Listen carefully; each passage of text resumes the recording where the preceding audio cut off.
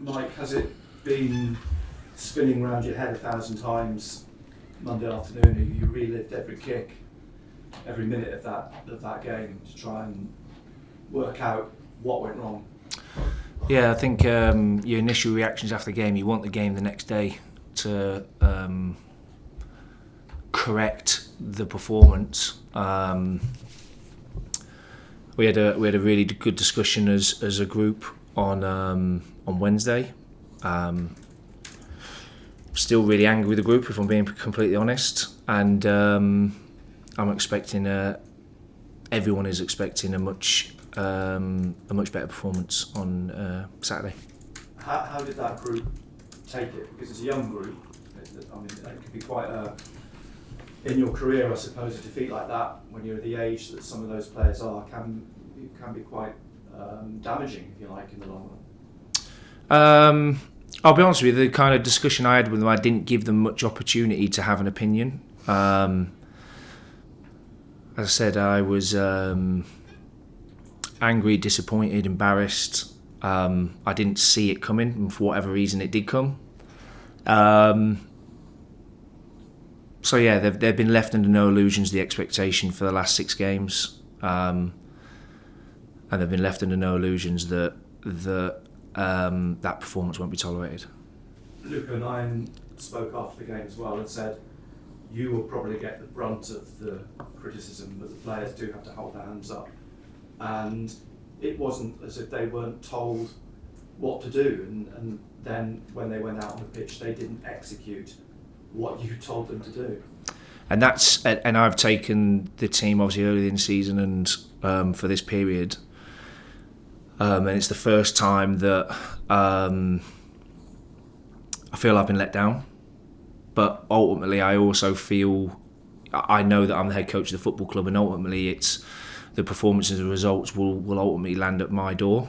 But I've left them under no illusions. The preparation for the game was no different to how we've prepared previously. I think everyone's completely on board with that. But for whatever reason, on Monday, the performance was completely below par. I think they've been left under no illusions how disappointed I am with them.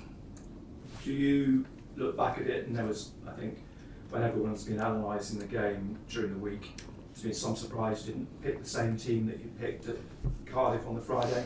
Yeah, I've been asked that a few times. I think this is not a justification, but the Cardiff game, we had the 3rd highest running stats that we've had all season. They put a huge amount of effort into that. I just felt freshening up the sides of the wings was something that was potentially going to be needed in the game. Like I've said previously, I win games, and if I had won on Monday, it looked like a good decision. Obviously, the performance was a terrible performance, and one that I'm embarrassed about. So obviously, those changes are going to be highlighted even more based on the performance. But we made 2 changes, both of them on the side of the pitch where we felt that just freshening up those areas of the pitch would give us some more opportunities within the game. Obviously, that didn't happen, but hindsight can be a wonderful thing. And obviously, there'll be some changes for Saturday. I was going to say, you've got personnel now available. Jack Clark's back. And how are you looking with the likes of Elise? 11s haven't been involved in both squads over the Easter weekend. Yeah, so Corey had a little bit of a reaction in training, nothing major. So he's out with the group again. He's back to kind of part training. He'll be back with the group fully next week. He won't be in the squad this weekend, but obviously we want to try and get Corey back as quickly as we can. Adji played 90 minutes on Wednesday, I think, which was really important for Adji psychologically, really more than anything, because that would be his first 90 minutes in a very, very long time. So Adji will be in contention for the weekend as well. And Bristol City, remember it well down at Ashton Gate, how angry you were that afternoon, and you described when you came back in for this sort of 3rd spell, it's unfinished business, and it's Bristol City. That is definitely unfinished business for you, isn't it? Yeah, definitely. And listen, there's 2 things from my point of view. Obviously, correcting what happened on Monday, which I think's first and foremost the most important thing. And like I said, when we played down there, I thought we had a 20-minute spell which cost us the game. I thought second half we were excellent, but you ultimately lose the game. You lose games at this level if you aren't fully committed to put in 100% in. We found that out on Monday, and we found that out last time we played Bristol. So that's something that we need to correct for tomorrow. I mean, perversely, as it may sound, is there part of the defeat against Blackburn, if you were looking for inspiration or something to spur you on for the last 6 games of the season, a performance like that is possibly one reason for them to up their game, if you like, for these 6 games? I love the fact you're trying to put a positive spin on it. I would prefer that we didn't perform like that. And I would prefer that I'm not falling out with the players to the magnitude that I did when we reviewed the game. I would prefer all those things. But unfortunately, sometimes players need recorrecting and they need redirecting. As I said, I was embarrassed on Monday. I was embarrassed for the football club, really, because the performance was completely unacceptable. So the players are left under no illusions that they owe everyone a performance tomorrow. And Bristol City there, I mean, what do you expect of them in the last 2 games? 2 1-0 wins, but in very different circumstances. They've beaten the then leaders Leicester, and they've beaten a team that were threatened with relegation. So there's clearly something about them at the moment. Yeah, and look, I know I know of the coach because we have similar backgrounds in terms of our upbringing, if that's the right phrase to use. So he's a good coach. He's got them really, really well organised. I know they had a little bit of they didn't have a great time prior to probably the last kind of 3 or 4 games, but they've picked up a couple of really positive results. I think they're really well organised, out of possession. I think they're a threat on transition. And we know it's going to be a tough game, but I sound like a broken record. There's no easy games in this league. Cheers, Nick. Hi, Mike. Obviously, you explained to the squad that the performance on Monday wasn't good enough. You obviously had some strong conversations around that.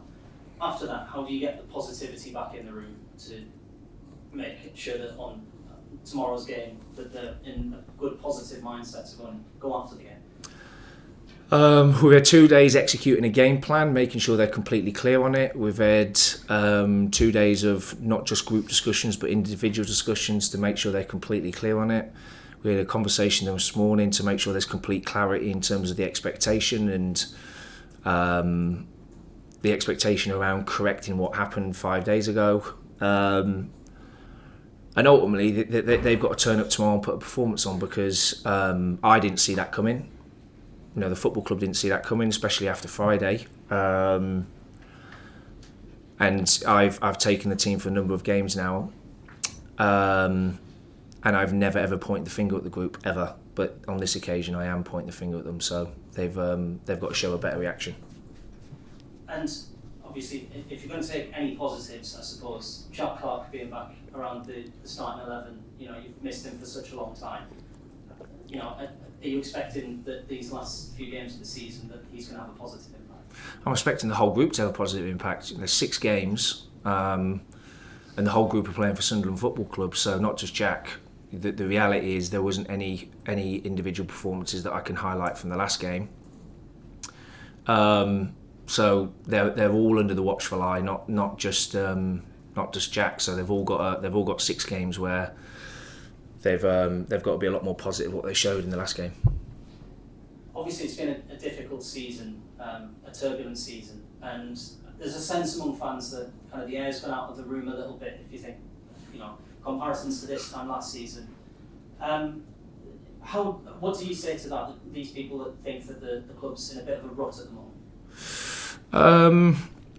Look, if you compare it to last season, I can understand that. But I do still feel there's